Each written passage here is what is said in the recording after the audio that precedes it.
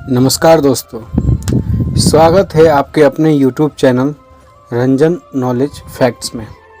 दोस्तों, प्रकृति ने हमें हर एक वस्तु से, हर एक चीज़ से हमें कुछ न कुछ सिखाती रहती है। चाहे वो पशु हो, पक्षी हो, हवा हो, पौधा हो या फिर कोई भी चीज़ हो, वो हमें कुछ न कुछ सिखलाता ही रहता है। लेकिन हम उनसे वंचित रहते हैं। हम नहीं सीख पाते हैं कि वो हमें क्या कहने की कोशिश करता है या फिर क्या हमें बतला रहा है या फिर हमें क्या वो सिखा रहा है। तो दोस्तों, ऐसी शिक्षा के लिए ये YouTube चैनल मैंने खोला है, जिससे आप कुछ ऐसी चीज़ें नॉलेज ले सकते हैं जो नेचर देता है, जो नेचर हमें सिखाती है। वो चीज़ हमें हमेशा याद रहता है। उस चीज़ को हम देख के अगर सीखते हैं तो हमारे माइंड में एकदम अच्छे तरीके से सेट करता है कि हाँ, वो जब कर सकता है तो मैं क्यों नहीं कर सकता।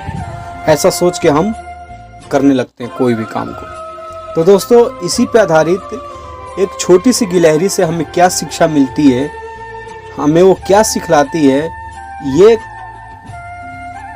ये आपको मैं इस कहानी में बताने जा रहा हूँ।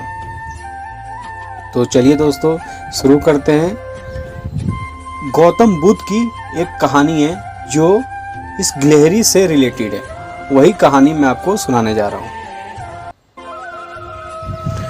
उस समय का वर्णन कर रहा हूँ जब गौतम बुद्ध आत्मज्ञान की प्राप्ति के लिए कठोर साधना कर रहे थे।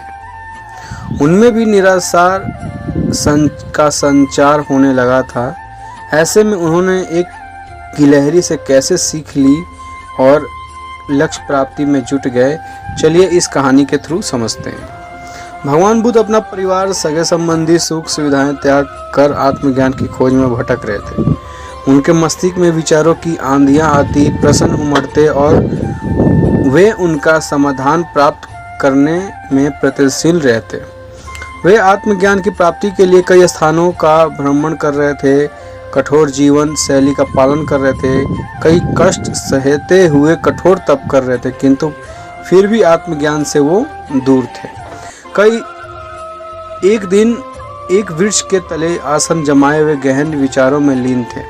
धन, माया, मोह, संसार की समस्त सुख सुविधाओं के त्याग के बाद भी आत्मज्ञान प्राप्ति ना होने के कारण उनके हृदय में निराशार का संचार होने लगा था। निरावश वे सोचने लगे कि प्रयास में मैंने कोई कमी तो नहीं की जिस पर मुझे असफलता हुई है। क्या मुझे आत्मज्ञान प्राप्त ना हो सकेगा? उदास मन से वे अपने मस्तिष्क में उठ रहे इन प्रश्नों में उलझे हुए थे कि उन्हें प्यास लग गई।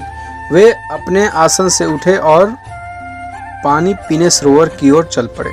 वहां उन्होंने देखा कि एक छोटी सी गिलहरी मुंह में फल दबाए सरोवर के किनारे आई। अचानक उसके मुंह से फल छटककर सरोवर में गिर गया। फल सरोवर की गहराई में समाने लगा। गिलहरी तुरंत सरोवर में कूद पड़ी और उसके जल से अपने शरीर को भिगोकर बाहर आ गई। बाहर आकर उसने अपने शरीर से पानी झड़ाया और फिर सरोवर में कूद गई। ये क्रम उसने जारी रखा और सरोवर में कूदती और खुद को भिगोकर बाहर आ जाती। उसके बाद शरीर से पानी झाड़कर फिर सरोवर में कूद जाती। बुद्ध बड़े ध्यान से उसकी गतिविधियों को देख रहे थे और इससे अनभिज्ञ गिलहरी अपने कार्य में जुटी हुई थी। बुद्ध सोचने लगे कि इस छोटी सी गिलहरी के लिए सरोवर खाली कर पाना अपने आप में एक असंभव कार्य है, पर फिर भी ये बिना हिम्मत हारे पूरी आशा और लगन से अपना लक्ष्य प्राप्त करने में जुटी हुई है। एक छोटी सी गिलहरी जब निराश हुए बिना अपना लक्ष्य प्राप्त करने की दिशा में प्रयास कर सकती है, तो मैं मनुष्य होकर क्यों नहीं? मैं क्यों निराशा के भंवर में डूब रहा हूँ?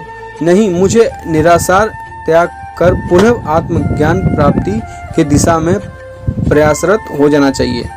वे लौट गए और पुनः तप में लीन हो गए। एक छोटी सी गिलहरी से सीख लेकर वे आत्मज्ञान प्राप्ति में जुट गए। एक दिन उन्हें आत्मज्ञान प्राप्त हो गया और वे बुद्ध कहलाए।